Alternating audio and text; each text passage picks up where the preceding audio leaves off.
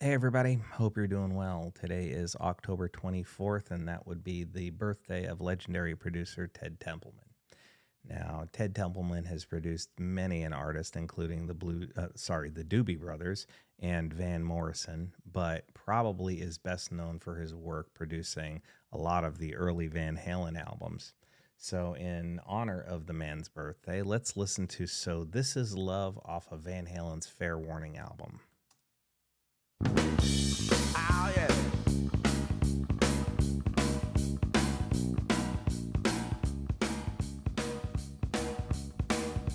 Check me out on the good side here. When my baby's on the corner and she's looking so fine, put one and one together and it blow my mind. Man needs love to live, I'm the living proof. Catch that smile and I hit the roof. Big double take, but you keep on walking. I'm in love. Once over, I'm overdone. So this is love. Ooh, I need your loving. Come on, baby, take me home. So this is love. Ooh, I need your loving. I'm just getting born. Going out my way, know my way around. The grass is never greener and there are plenty around. All the other girls, they be put to shame. Over the edge and here I stay. Got me on pins and needles, and she knows she's mine and ain't letting go. So this is love. And ooh, I need your love, baby. Take me home. This is love. Ooh, I need your loving. I know.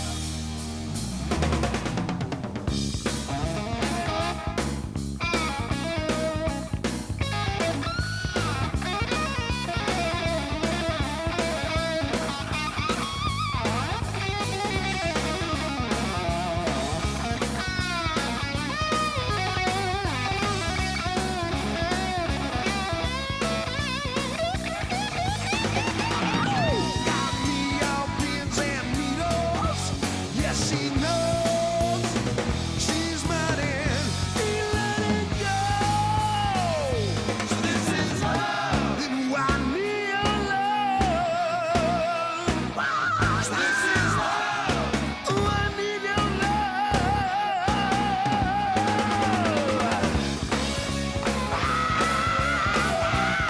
Baby, got to have your love.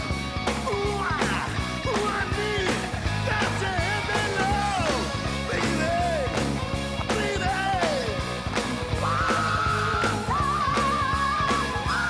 Still love. So this is love. So this is love.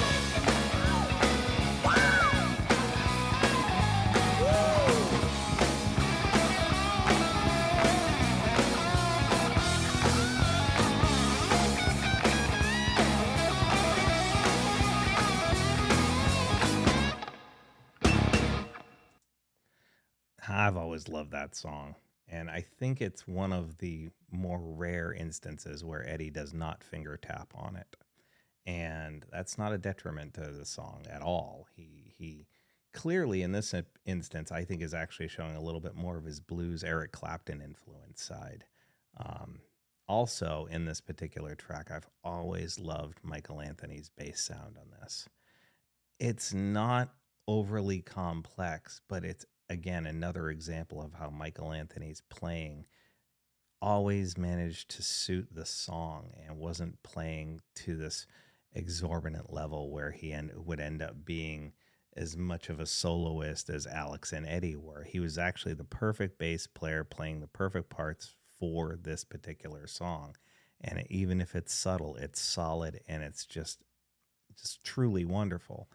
And said it in other videos. I'll say it again. The thing about Michael Anthony is that he's a hell of a bass player. He really is.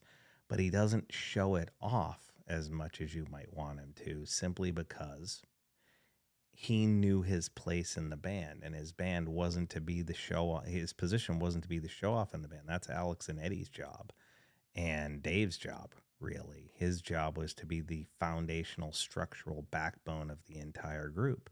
And so I think in a way, to me, it makes him a little more special than, say, like, you know, Dave's formation of the David Lee Roth band later on with Steve Vai and Greg Bissonette and Billy Sheehan, because in that instance, all three of those bass players were absolutely bombastically astonishing, and yet I also sit there and I want to be like, yes, Billy Sheehan's a hell of a bass player, but I don't think I necessarily see him as being that guy who just held down the root, just stayed on it. And again, I'm not saying all bass players have to do that, but when you've got a guitar player and a drummer as extraordinary as, Eddie and Alex, or in the instance of David Lee Roth's other band, Bissonette and Vai, sometimes it's really more impactful for the bass player to just be,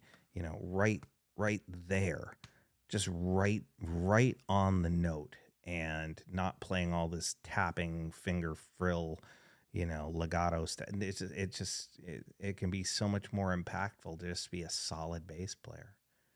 And again, that's not a knock on Billy Sheehan. I love Billy Sheehan's bass playing, but I want to defend and stand up for and back Michael Anthony as a great bass player. It's just my opinion, though. With that said, happy birthday to Ted Templeman. Thank you for pissing Eddie off so that you made a great album on the Fair Warning album. That's sort of how part of the legend goes. It's just, when they were making this fourth Van Halen album, they were in the recording studio, and Ted was just really pissing Eddie off for whatever reason. Don't know why. Maybe he was trying to get a little bit more angst and energy out of him for a track or tracks, whatever it was. But, there are stories of Eddie just saying that he played in the recording session for Fair Warning in a very unhappy, upset, pissed off manner. And it shows. And it's probably a big reason why I think it's my favorite. I'm pretty sure it's my favorite Van Halen album. It's hard because Van Halen 2 is really great as well. And obviously the first album was absolutely groundbreaking. But I do think Van Halen, the fourth Van Halen album, Fair Warning, is my favorite. So, yep. Anyway, please feel free to leave a comment in the comment section below. We can talk about it further. Just know that I appreciate you and I wish you well. Take care.